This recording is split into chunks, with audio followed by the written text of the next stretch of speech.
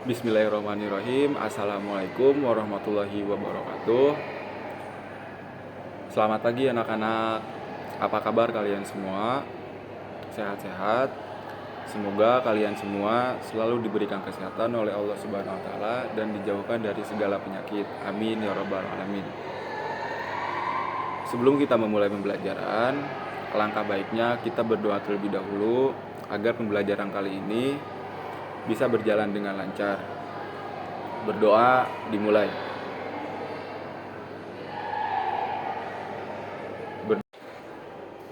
Baik anak-anak, kita bertemu lagi di pertemuan kali ini di mata pelajaran pembelajaran IPS. Nah, jadi di sini Bapak akan menjelaskan materi atau kita akan sama-sama mempelajari apa itu peristiwa penting di dalam keluarga. Nah, jadi kenapa Bapak di sini menuliskan ada dua peristiwa di atas tersebut? Ada peristiwa menyenangkan dan ada juga peristiwa menyedihkan. Nah, jadi bahwasannya peristiwa penting di dalam keluarga adalah segala sesuatu yang pernah terjadi. Sekali lagi Bapak jelaskan, pengertian dari peristiwa dalam keluarga adalah peristiwa penting dalam keluarga adalah segala sesuatu yang pernah terjadi di dalam keluarga. Peristiwa penting di dalam keluarga mencakup dua peristiwa. Coba siapa yang tahu? Nah, jadi peristiwa penting dalam keluarga itu mencakup dua peristiwa. Yang pertama, peristiwa yang menyenangkan. Nah, anak-anak, kalau habis peristiwa menyenangkan pasti ada peristiwa yang namanya, ya betul. Nah, yang kedua yaitu peristiwa menyedihkan. Nah, di dalam dua peristiwa tersebut terdapat beberapa contoh di dalamnya. Sebagai yang pertama, kita akan bahas contoh peristiwa menyenangkan terlebih dahulu ya anak-anak. Nah, baik anak-anak, di sini Bapak akan menjelaskan contoh peristiwa menyenangkan. Nah, di dalam contoh peristiwa menyenangkan itu terdapat beberapa contoh. Yang pertama itu ada kelahiran. Coba di sini siapa yang tahu kenapa kelahiran termasuk ke dalam contoh peristiwa menyenangkan? Jadi, kelahiran merupakan peristiwa yang sangat penting. Contoh halnya, orang tua akan sangat bahagia menyambut kelahiran ini. Karena kelahiran ini adalah momen yang paling ditunggu oleh keluarga. Bahkan bukan hanya orang tua saja, tetapi anaknya juga menunggu. Contohnya seperti ini ya anak-anak. Misalnya, Andre akan menjadi seorang kakak karena ibunya tengah mengandung adiknya. Dan diprediksi anak yang dikandung ibunya yaitu laki-laki. Di sini Andre sangat bahagia dan sangat menantikan kelahiran tersebut karena Andre akan mendapatkan teman barunya di rumahnya. Nah, jadi sudah jelaskan kenapa kelahiran termasuk ke dalam contoh peristiwa yang menyenangkan. Karena dengan kelahiran tersebut akan menambah kebahagiaan bagi keluarga, termasuk bagi anak-anaknya. Tadi Bapak kan sudah menjelaskan tuh contoh yang pertama yaitu kelahiran. Nah, sekarang kita masuk ke contoh yang kedua. Nah, kalian bisa lihat di papan tulis. Contoh yang kedua itu yaitu ulang tahun. Nah, kenapa nih ulang tahun bisa termasuk ke dalam contoh peristiwa menyenangkan? Coba siapa yang tahu, Bapak tanya. Misalkan kalian bingung, Pak, kenapa sih ulang tahun masuk ke dalam contoh peristiwa yang menyenangkan? Nah, jawabannya karena ulang tahun itu adalah sebuah acara yang memperingati ulang tahun kita, yang diperingati setiap 1 tahun sekali. Bapak kasih contoh nih, biar kalian gak bingung. Contohnya begini, Ilham lahir pada tanggal 21 Juni 2004. Nah, Ilham itu sangat sekali senang ketika sudah berada pada tanggal 21 Juni. Karena pada tanggal tersebut orang tuanya pasti akan merayakan ulang tahunnya. Nah, ulang tahun ini juga merupakan contoh yang menyenangkan karena merayakan ulang tahun bersama keluarga meskipun tidak merayakan pasti akan merasakan bahagia karena kita sudah mencapai usia yang baru. Nah, jadi alasan kenapa ulang tahun masuk ke dalam peristiwa yang menyenangkan yang barusan Bapak sebutkan yaitu ketika kita ulang tahun pasti orang tua kita bakal merayakan. Kalaupun enggak merayakan, pasti orang tua kita bakal mengucapkan selamat ulang tahun kepada kita. Dan kita juga bakal merasakan bahagia karena sudah melewati banyak tantangan yang ada dalam 1 tahun ke belakang. Nah, baik anak-anak, kita lanjut ke contoh yang berikutnya, yaitu bisa kalian lihat, yaitu ada pernikahan. Jadi, pernikahan merupakan contoh peristiwa yang menyenangkan.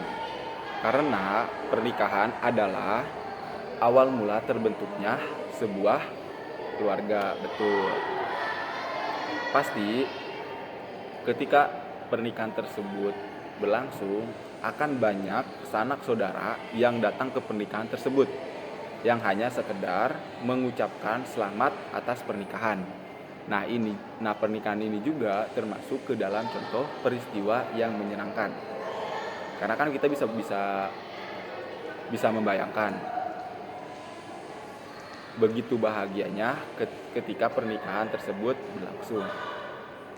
Nah, kita masuk ke dalam contoh yang terakhir. Yaitu contoh yang terakhir itu ada berlibur bersama keluarga. Berlibur bersama keluarga itu merupakan salah satu contoh dari peristiwa yang menyenangkan yang terjadi di dalam keluarga.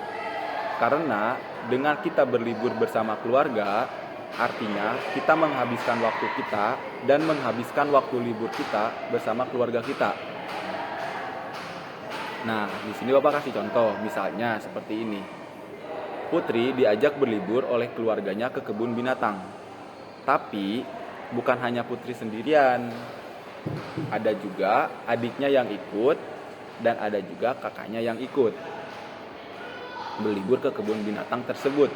Nah, pasti hal ini bakalan sangat menyenangkan dan membahagiakan bagi Putri karena bisa berlibur bersama keluarga dan menghabiskan waktu weekend mereka.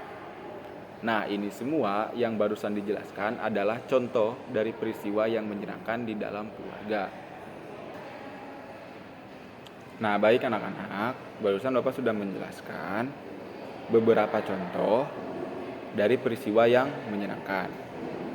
Nah, yang sudah Bapak tadi jelaskan dan Bapak sudah sampaikan pada kalian bahwasanya dalam kehidupan itu tidak melulu tentang kehidupan yang menyenangkan.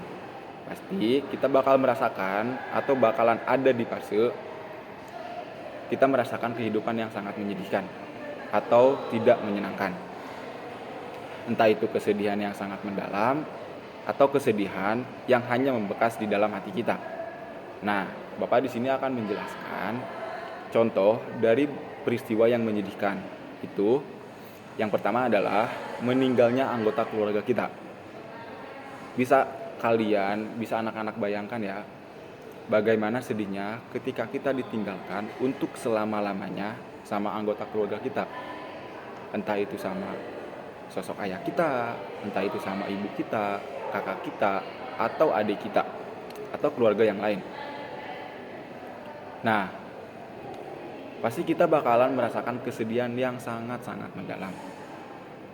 Nah, buat kalian yang mungkin sudah kehilangan anggota keluarga kalian harus tetap semangat, harus tetap bersabar, dan yang paling utama harus tetap mendoakan untuk anggota keluarga yang sudah tidak ada, karena doa dari kalianlah yang akan menyelamatkan mereka di alam kuburnya. Nah, baik anak-anak, kita masuk ke contoh yang kedua, yaitu menjadi korban bencana alam. Nah, anak-anakku sekalian, yang namanya menjadi korban bencana alam pasti merupakan hal yang sangat tidak menyenangkan dalam hidup kita. Perlu kalian tahu, di Indonesia itu banyak sekali bencana alam yang sering terjadi. Contohnya seperti gempa bumi, longsor, ataupun tsunami. Dan tidak menutup kemungkinan kita dan keluarga kita menjadi salah satu korban dari bencana alam itu. Menjadi korban bencana alam tentu saja hal yang tidak menyenangkan karena kita kehilangan tempat tinggal kita dan kita harus tidur di posko pengungsian bencana alam dan itu sangat tidak menyenangkan. Yang awalnya kita bisa tidur enak di rumah kita, ketika bencana alam tersebut datang, kita mau tidak mau harus mengungsi ke posko pengungsian. Jadi, menjadi korban dari bencana alam itu adalah salah satu contoh yang tidak menyenangkan di dalam hidup kita. Baik anak-anak, kita masuk ke contoh yang ketiga, yaitu sakit. Anak-anakku sekalian, pasti di sini dan semua orang tidak ada yang mau merasakan sakit. Pasti semua orang hanya ingin merasakan hidup yang sehat. Tapi yang namanya hidup, ada kalanya kita sakit dan ada kalanya kita sembuh. Nah, sakit itu di sini termasuk ke contoh peristiwa yang tidak menyenangkan karena kita tidak mau keluarga kita atau kita merasakan sakit. Nah, untuk contoh yang terakhir yaitu bertengkar dengan anggota keluarga. Hal ini juga tentu tidak menyenangkan karena keluarga itu adalah rumah ternyaman bagi kita. Ketika ada salah satu anggota keluarga kita yang bertengkar, pasti kita merasakan fase yang sangat menyedihkan karena kita harus melihat anggota keluarga kita yang kita sayangi harus bertengkar. Jadi, sebisa mungkin di dalam keluarga itu kita harus bisa menjaga keharmonisan dalam keluarga. Baik anak-anak, mungkin Bapak cukupkan sekian di pertemuan kali ini. Tadi Bapak sudah menjelaskan beberapa peristiwa penting dalam keluarga, yaitu yang pertama ada peristiwa menyenangkan dan yang kedua ada peristiwa yang menyedihkan. Tadi juga Bapak sudah sampaikan beberapa contoh dari peristiwa yang menyenangkan dan beberapa contoh dari peristiwa yang menyedihkan. Karena Bapak sampaikan lagi, karena dalam kehidupan itu kita tidak melulu merasakan tentang hidup yang menyenangkan. Kita ada kalanya kita berada di fase kita mendapatkan peristiwa yang menyedihkan. Mungkin itu saja yang bisa Bapak sampaikan untuk pertemuan kali ini. Mohon maaf apabila penjelasan Bapak kali ini masih kurang.